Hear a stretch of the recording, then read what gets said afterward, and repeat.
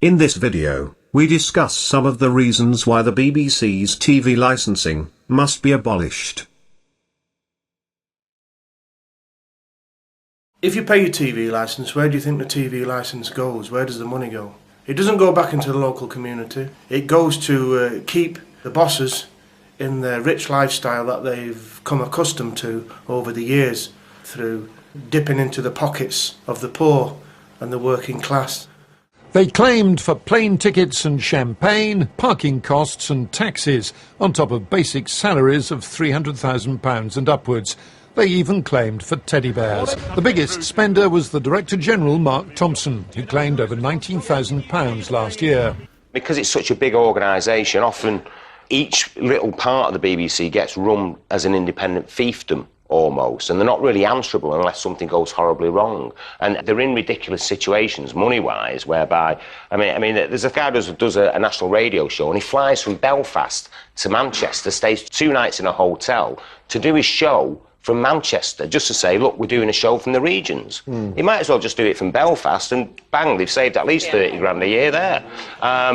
You know, if they need a new potted plant for an office, they can't just go out and buy a yucca plant for £25 or a table lamp for 25 quid. They have this company they go to, and they supply one, but we can't charge you less than 150. It's all sort of strange things like that on top of the expenses. When I was working for BBC Telly for a while, I never opened my fee envelope for about 3 months. I lived entirely off the expenses. In fact, I had money sticking out of every pocket. I didn't know what to do with it. Yes, well, that does not surprise me, Mike. I was threatened by the head of the department that if I didn't up my expenses claim, that I would be removed forthwith. Yeah, I can imagine. That's you're the right. truth. If your expenses are remarkably low, young man, I said, yeah, well, I haven't any. He said, well, make some up. He said, what are you trying to do? Kill it for the rest of us? I think the BBC should do whatever it wants to do, but it should pay its own way. If it wants to be a full-on propaganda outlet like Sky, that's fine. But, you know, don't do it at the expense of the public and promising something you can't deliver in terms of public interest and access to the airwaves. The shocking propaganda campaign by the BBC contained in programmes like Conspiracy Files, Conspiracy Road Trip, which is the most abhorrent, odious bilge that's ever been constructed by a TV company, and I say this as an ex-BBC employee. It's absolutely childish, disgusting, horrible, I can't think of the adjectives, that is so unscientific, so unfair, such blatant propaganda, that on that alone, you shouldn't pay your TV licence. If you have a TV licence, why? You are funding your own downfall. It is absolute social suicide. Stop doing it. Stop doing it. In 2009, the BBC sparked outrage with its refusal to air a British charity appeal by the National Disasters Emergency Committee during Israel's attack on Gaza. People will die because of the BBC decision. Let me be clear about that. 2 years later, BBC Radio censored the word Palestine live on air when a rap artist tried to say the words Free Palestine. And that is just a sample of many instances where the BBC's management failed to uphold principles of impartiality. While people can complain, their complaints will be heard by the BBC Trust, unlike all other UK broadcasters who have to answer to the British media regulator, Ofcom. And so the British Broadcasting Corporation is funded by the UK taxpayer, but is accountable only to itself. The BBC, which is funded by public opinion, or the public who have that opinion, really ought to wise up, because your role as the wartime propaganda mouthpiece is really infuriating people the length and breadth of this country. Let's get back to the substance. You're going to lose your licence fee over this. Well, you don't have to threaten me. The BBC is not reporting anything that represents the people of this country. Well, I've been thrown out of the BBC and everything just for speaking the truth. The BBC don't like the truth. You're sucking the cock of the establishment, and that is it. You are a criminal for not paying your TV licence.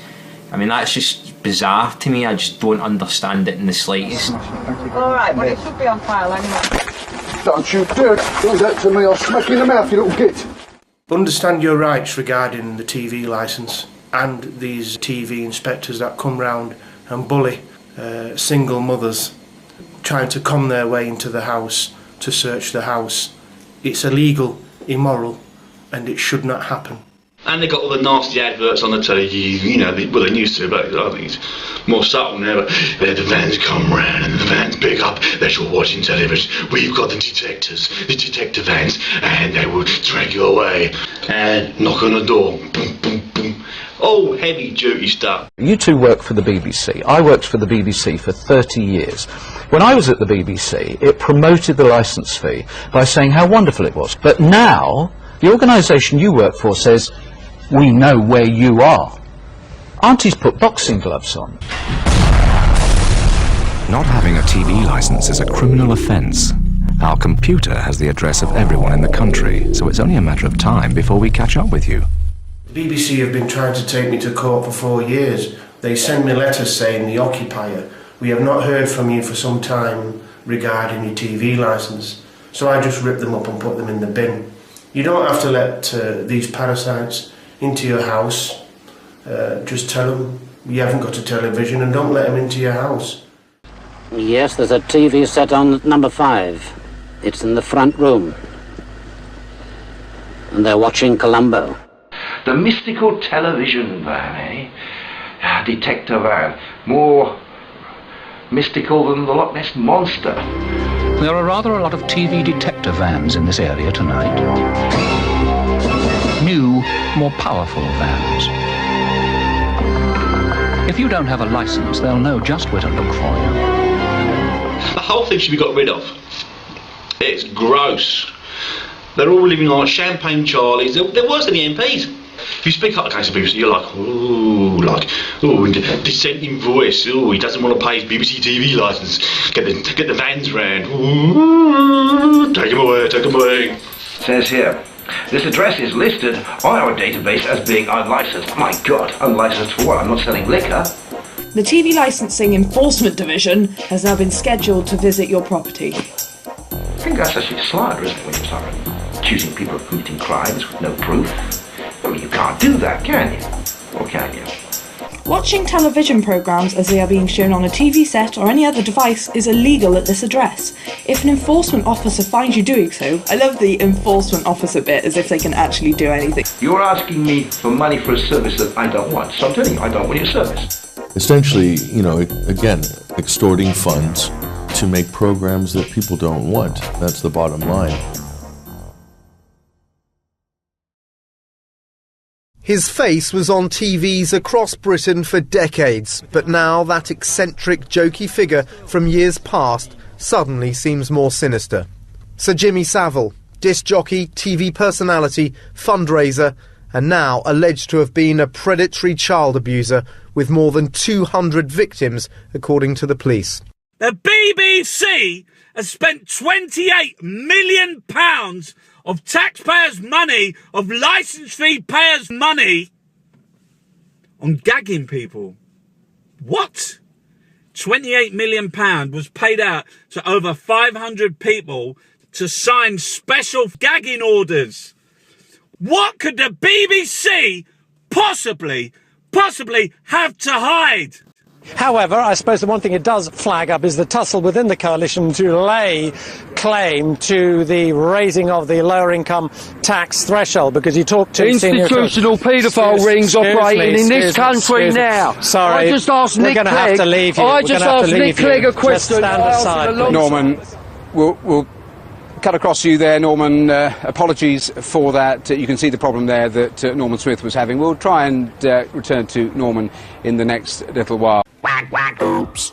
The BBC is finished. They knew Jimmy was groping. He wasn't fixing it. They hid Jimmy on purpose. They hid that. They knew that was going on. The alleged victims have accused the organisations he worked for of complicity in the horrific crimes. They include the BBC, a shattering revelation made worse by suggestions of a cover-up after a BBC expose on the affair was axed. Top BBC bosses failed to explain a decision to drop an earlier special news report on Savile. Now the editor of that news programme has stood aside, pending an inquiry. All of us were put in the position of colluding with Jimmy Savile. We who helped him, I appeared on Jim Will Fix It. I went to Esther Ranson's house for a party, and we were doing drugs and alcohol in that party when we were kids. She's the head of child life, for God's sake. Shame on that woman. Can she be questioned? Shame on that woman. Absolutely. How revolting that the BBC knew this was going on all these years and never done nothing about it. I'd say the real reason that the BBC didn't expose Jimmy was because there's a lot of Jimmys at the BBC. We've had paedophiles working inside the BBC for many years, which of course is what many victims have been telling us. It was BBC Scotland that pulled their investigation into the abuse of Holly Gregg.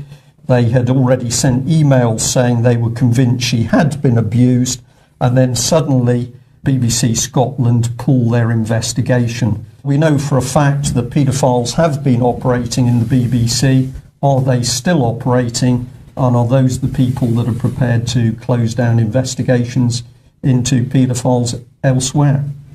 So what are you going to do, people? You're just going to keep feeding this? You're just going to keep paying your telly licence? You're still going to enter their competitions?